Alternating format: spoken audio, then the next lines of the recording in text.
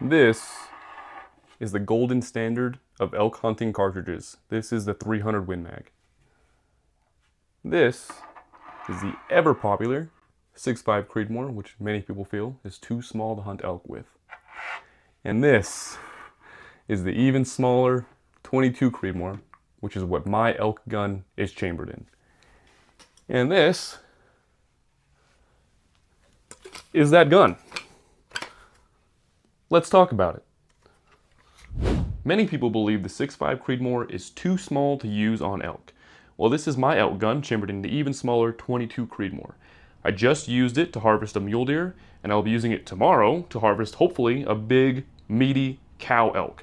In this video, I'm going to be talking about why I chose this rifle, why the 22 Creedmoor, the 3D printing involved on this gun, how it performed on my mule deer, and how I plan to use it on my cow hunt tomorrow.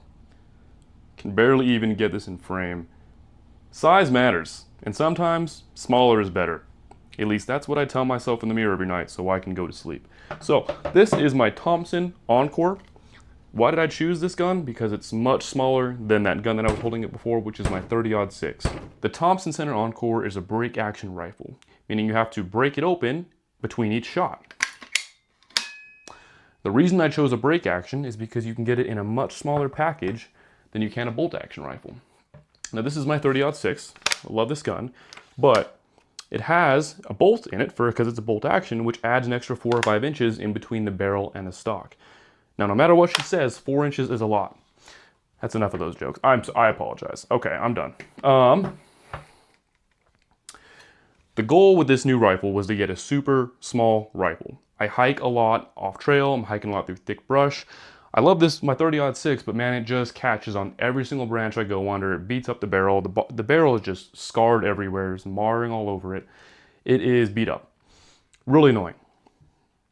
I wanted something that I can hike off trail and not catch on everything that I go underneath. So I built this gun. Break action, like I said, and it also has an 18-inch barrel instead of the standard 22 or 24-inch barrel. Also has a folding stock. I 3D printed this grip with a Picatinny on the back, and then I 3D printed this stock. I'll talk more about that in just a second. I also want to add a suppressor. So once the New Year's rolls around and I can print one for free and legally, I'll be printing a 3D suppressor on this and throwing that on. I can't afford a metal suppressor one. That'd be nice. One day. I'll talk more about why I chose the 22 Creedmoor very in depth in just a minute here. The scope is a fixed 10 power SWFA. The reason I chose a fixed 10 power is because there's something called the drop test that Rockslide does. Long story short, they take a bunch of scopes, drop them to see what is the most reliable scope. There's only a few that have ever passed the drop test, and this is one of them. It's also the cheapest. I'm a super cheap guy. This scope was $350. The other scopes that passed the test were like Night Force and Trijicon, like $1,500 scopes. I can't afford that. That's a no-no for me. So, went with the cheap option. Fixed power, I don't think it's going to limit me that much, to be honest. All right, let's talk about the grip and the stock. Now, there is aftermarket grips and stocks. I believe, what is the name of that company? It's like JD or something. I can't remember the name of the company. But there is aftermarket grips and aftermarket stocks that you can attach a folding stock to. The issue is, just the grip alone was $150, $140, something dumb like that. And then to buy a folding stock was another $150 to $300, depending on which one I wanted to buy. So, me being the cheap bastard I am, I said, screw that. I borrowed my brother's 3D printer, built and modeled my own grip. So I had to fit it to the interface of the Encore, went through a few iterations of that and got that to work. And then I found a file online for a 3D printed stock. So printed that out, ran to Home Depot, bought all the metal hardware I needed, and it works pretty good. My complaint about the 3D stock, or the 3D printed stuff, is that this Picatinny is too loose. I need to reprint it with a bigger Picatinny, so there's a little bit of wobble there. I really don't like that at all. So I need to reprint this Picatinny a little bit, just scale it up a little bit. So let's talk about how much this rifle cost. I forgot to mention too, the barrel is a custom barrel. I bought this from Match Grade Machining in southern Utah. I think it was 600 and something bucks. So let's talk about the cost of this gun. The frame from Thompson Center, I want to say it was 400 to 450 after the FFL and after shipping and all that. Don't quote me, I could be a little off. The barrel was a little over 600, we'll say 650. That puts me at around 1100 for the rifle. The scope was about 350, so that puts me at 1450, 1500. And then for the 3D printed parts, I spent maybe 50 bucks, so we'll call that just 1500 bucks even. All right. Now this short barrel here was a big factor in why I ended up choosing the 22 Creedmoor. So let's jump into that. Why did I choose to chamber my ELK gun in 22 Creedmoor when it shoots a bullet less than half the weight that my 30-06 shoots? 3 really big reasons. The main reason I chose 22 Creedmoor as my ELK cartridge is because I'm a big subscriber to the idea that lower recoil makes us better shooters. I shoot my 30-06 okay. I'm definitely not a pro. I shoot it all right, but I definitely shoot my 22 Creedmoor a lot better. The groups are about half the size. Now, when you throw in when you're in the field and you're kneeling or you're shooting standing, you're going to get a much better shot. You're going to anticipate much less of a recoil and much less of a jump when you're shooting something a lot smaller like the 22 Creedmoor. But a lot of people would think that a 22 Creedmoor is too small to take down an elk. I disagree. I think shot placement is king, and I think if you put a 22 Creedmoor 80 grain bullet right on the lungs of an elk, it is going down. I'll talk more about shot placement here in a second. The second reason I chose a 22 Creedmoor over something else that has light recoil, say a 243, a 6.5 Creedmoor, a 308, is because of velocity. Now I mentioned I'm shooting an 18-inch barrel. The 6.5 Creedmoor, the 308, they're already shooting at such a low velocity even out of a 24-inch barrel. I want to be able to take my rifle out to 500 yards once I get confident enough to do so. And that involves having a cartridge that will open up at those ranges. So it needs to have a high enough velocity at the muzzle and on target to open up and cause damage. The 22 Creedmoor out of a 24-inch barrel with 80 grain factory loads is going about 3,300 feet per second. That is much faster than a 6.5 Creedmoor going somewhere around 2,700 feet a second. Now out of my 18-inch barrel, it's going about 3,000, 3,025 feet per second. Now if I were to have chambered my rifle here in a 6.5 Creedmoor or a 308, I'd probably be getting around 2,500 feet a second. That is 500 feet a second slower than with the 22 Creedmoor. The third reason I chose the 22 Creedmoor over something else that has lower velocity or lower recoil and higher velocity, like a 243 for example, is because I wanted a modern cartridge. A lot of these modern cartridges have tighter tolerances, which leads to more accuracy at the range. Now let's jump into the meat and potatoes here, and the most controversial part of my beliefs here, and the most controversial part of this video. And that is that shot placement is king. So much so that you could shoot an elk with a 22 Creedmoor and it will be just fine. This is my thought process, and feel free to jump to the comments if you totally disagree and you think I should be thinking of this differently. So, if you shoot an animal in the guts, you shoot a bull elk in the guts with a 300 Win Mag, you are not going to find that animal. Unless you hit spine, that animal is gone. It will die of infection a couple days later. Same if you shoot it in the guts with a 22 Creedmoor. If you shoot it in the guts, if you miss vitals, you're not finding that elk. Now on the other end of the spectrum, if you make a good shot and you hit lungs with a 300 Win Mag, that elk is going down quick. I think the same if you shoot it with a 22 Creedmoor. If you put a 22 Creedmoor on the lungs of that elk, it will break through the ribs just fine, absolutely destroy that first lung, and go into the second lung. That elk will die pretty damn quick. So, what's the difference? If I hit vitals, they die. If I miss vitals, they don't die. The cartridge really does not matter that much. What matters is getting the shot on the right part of the body. That's my thought process. Tell me where I'm going wrong here. I do believe there might be some limitation with this 22 Creedmoor, especially shooting this 80 grain ELDX. I'll talk about that in just a second, but let me talk about the bullet first. So I'm just shooting factory Hornady 80 grain ELDX. I'm getting about 3,015 feet per second out of the muzzle. I'd love to get into hand loading and load some 90 grainers into it. I'm too broke right now to buy all the equipment, but I'd love to load some 90 grainers, mess with some copper ammo. I do have some, Hornady does make a factory load now. Their Super Performance copper bullet. That's a 65 grain of their CX loading. I'd like to try that out, but right now the 80 grain ELDX I believe has the best chance of success on any animal. Let me talk about the possible limitations this cartridge could have. I'm not 100% certain that if a bull was quartering towards me and I wanted to take a shot through the front shoulder, that I'd be able to make it through that shoulder and cause enough damage to both lungs. I'm sure it would make it through that shoulder, and I'm sure it would go through the ribs after that. I feel like it would. But would it cause enough damage for me to find that elk within the next 100, 200 yards? Or would it run off half a mile? That's something I'm just not going to risk with this cow hunt. I do want to do some testing with it, and I will do testing with it in the following year, coming up here for 2026. But for now, I feel comfortable taking a close frontal shot. Close because you need to be accurate with a frontal shot.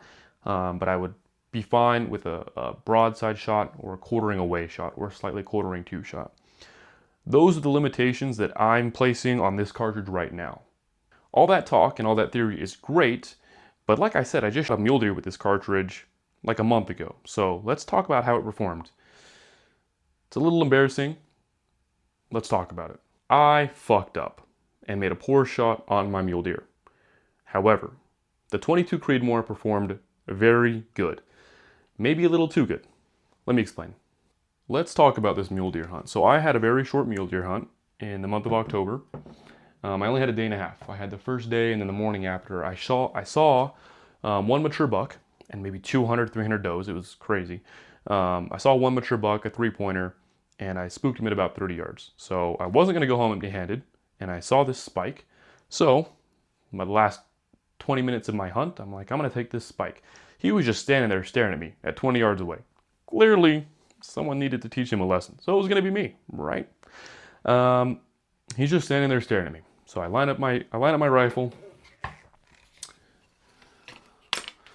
take the shot, look down at him, or I look at him, put my gun down. It's 20 yards away, right? Done deal. I'm just staring at him, and he kind of just stares back at me. I'm like, did I miss? No, I didn't. I would never miss. And then he starts walking forward, and then he starts stumbling. I'm like, okay, sweet, he's going down.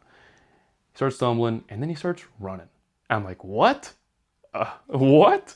So I break open my rifle, throw another round in. At this point, instead of 20 yards away, he's now started running and started circling back around. He's now around 50 yards away at this point.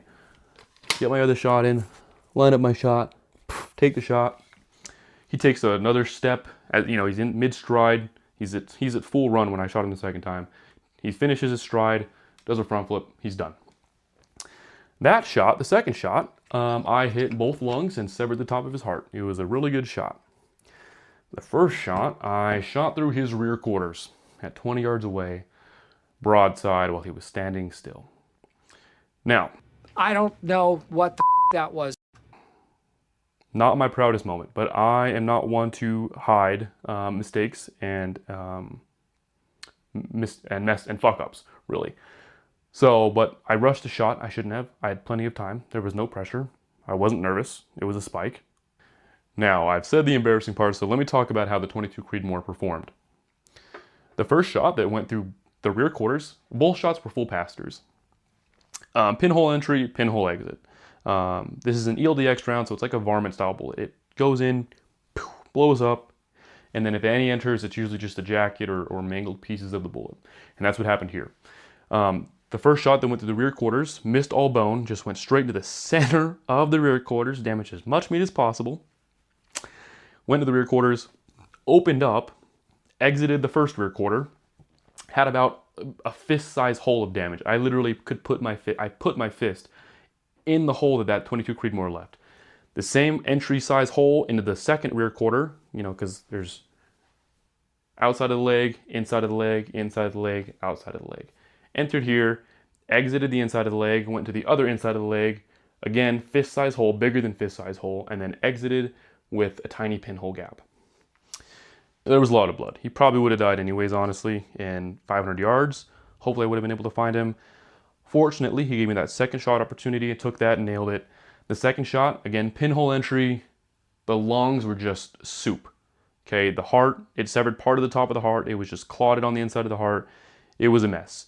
And then again, pinhole exit with a little bit of blood on the exit wound.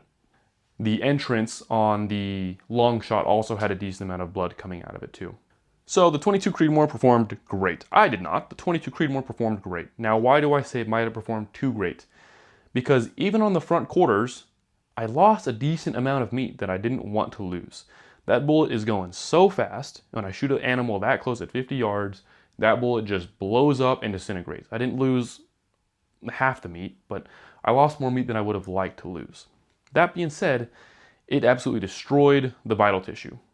Cut up the heart, blew the lungs into soup. It did an insane amount of damage. That being said, I think I would like to have a bonded bullet instead. One that's going to punch through, not leave a bunch of lead shot into the meat everywhere, and punch through, leave a good sized hole, and exit. I do think a bonded bullet would be less lethal, so I'd have less room for margin of error. If I shot too far back, I wouldn't have a massive 5-inch hole punching through that deer in case I miss by a couple inches, right? That's the upsides and the downsides. I think a varmint style bullet that's going to just disintegrate on impact is going to cause way more lethal damage, but also cause more meat damage. I think a bonded bullet will cause less lethal damage, but still be enough if you hit vitals, more than enough, but also cause less meat damage. Now, if you think I'm full of shit, I might be. I'm kind of new to hunting, relatively, so I'm limited on experience. I have plenty of opinions, but limited on experience. So if you have differing experiences or differing opinions, let me know in the comments below. So with all that, that's my experience with the 22 Creedmoor. So let me talk about what I expect for my cow elk hunt. I will be posting the results of this cow hunt, success or fail, whether I cleanly take an elk or I injure one or completely miss. I believe in posting objective data, honest objective data, and that means not cherry picking results. Okay, that means not only posting the good stuff. So success or fail, I will be posting the results of this elk hunt. My max range that I'd feel comfortable shooting an elk at right now, if the conditions are perfect, is 300 yards. Why 300? Because that's the furthest I've shot in like a couple years. If the conditions are perfect, meaning I get a prone shot, which actually might be an option here, the wind isn't too bad, and I have plenty of time to set up. 300 yards. Now, more realistically, I might get a kneeling shot. A kneeling shot, I have quick sticks. I don't have them on me right here, but I have an attachment that goes onto my trekking poles, clips them together, twists them, they turn into shooting sticks. I've been practicing a little bit, not as much as I should, with my kneeling shots, so I think I'd be good to about 150 with my kneeling shots. I've practiced to 100, and I feel pretty good at 100, so I think 150 is doable for a kneeling shot. Standing, I have PTSD from a month ago. I've been practicing my standing shots since my horrible incident with the deer. And I feel a lot better. I've practiced a breathing sequence, so I'm not going to rush the shot. I feel like I'd be a lot better. So I'm going to say 50, 70 yards for a standing shot now that I've practiced it. We'll see. Now, where I'll be hunting is the wintering grounds for the elk. It's mostly just open, no cover, south-facing slopes. So I'll be doing a lot of glassing, and it'll likely be a spot and stalk on how we'll get on this elk. I also, if I get the opportunity, I'd like to try using a calf call if I need to call that cow in. But I'll mostly likely be doing spot and stalk with glassing. I have this simple formula I use for being successful on a hunt. It is the amount of days you hunt, your ability to locate animals for every day you hunt, and your ability to get within range of those animals you locate, and then your ability to kill and recover those animals you get within range of. I normally focus this formula on over-the-counter elk hunting because it is so tough and you need to optimize every category to be successful.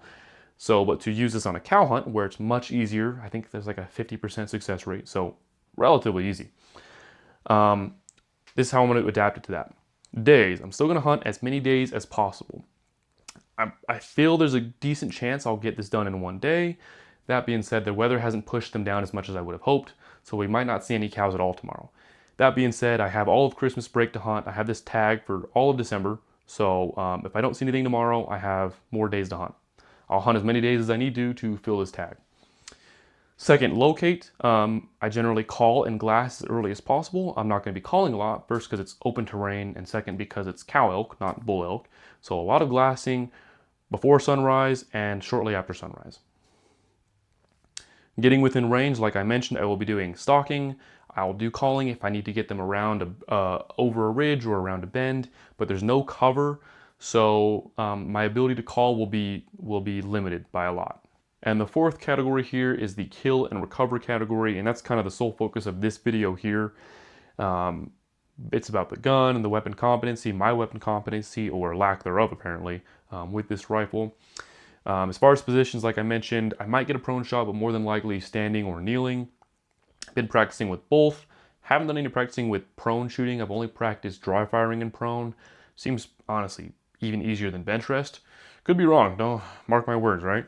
I've been practicing at different angles. I've been practicing speed and getting my heart rate up, and then using breathing sequences to steady my shot. So we'll see how it all plays out. Woo! That is pretty much the video. Now, before I let you go, I want to tell you about a project I'm doing for the 2026 elk season. It involves 100 hunters that are going to record data in their onX and then send it back to me at the end of the season. I can then process that data and then share the results of that data with you guys. It is going to give us data like when we should be bull bugling or when we should be cow mewing to locate elk. It's also going to give us amazing information on stuff like cartridges. Does a 300 Win Mag have a lower injury rate than the 22 Creedmoor? If you're a big believer that more powerful cartridges like the 7 mag, the 300 Win Mag, 30-06 are required or are more efficient at killing elk, you would expect to see that as your foot-pounds of energy or as your muzzle velocity goes up, that you have a higher recovery rate and a lower injury rate. And if you're on the other end of the spectrum like me and you believe that lower recoiling calibers will lead to better shot placement and therefore higher recovery rates and lower injury rates, you'd expect to see that. As the recoil of the caliber goes down, you'd expect to see higher recovery rates and lower injury rates. Is this true? Good thing, we're going to find out. We're going to record a bunch of data. So if you want to be a part of Project Data Hunter and you want to be one of the 100 hunters that are out there recording data on your onX, drop a comment below. I also have some great upcoming videos. I'm going to do a video, like I mentioned, on how the cow elk hunt goes. I'll hopefully get the kill shot on camera, or the injury shot, hopefully not, on camera. I'm also going to be putting out my 2026 application strategy for multiple states, so if you want to copy that, save you a lot of time. I also have weekly videos coming out on elk studies, which is reviewing scientific published data on elk behavior, that we can use that data to form our hunting strategies and be more successful at elk hunting. So I just released a Elk Biology 101, so click here, I think somewhere around there, to view that. My camera is dying. I gotta go. Like, subscribe. Need a better outro. Pet your dog, call your grandma, call your mom, volunteer or something. I don't know.